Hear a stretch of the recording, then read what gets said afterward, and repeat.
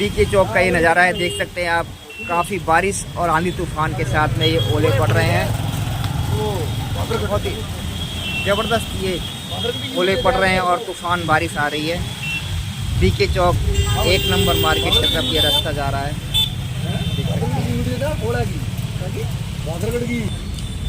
ज़बरदस्त बारिश, traffic jam होता हुआ,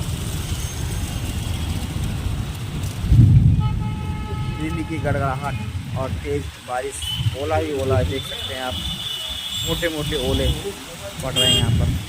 तेज़ बारिश, आंधी तूफान, कई दिन की गर्मी से आज राहत है।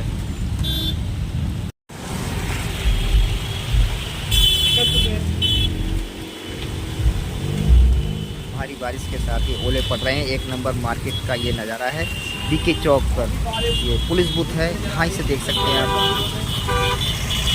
काफ़ी ट्रैफिक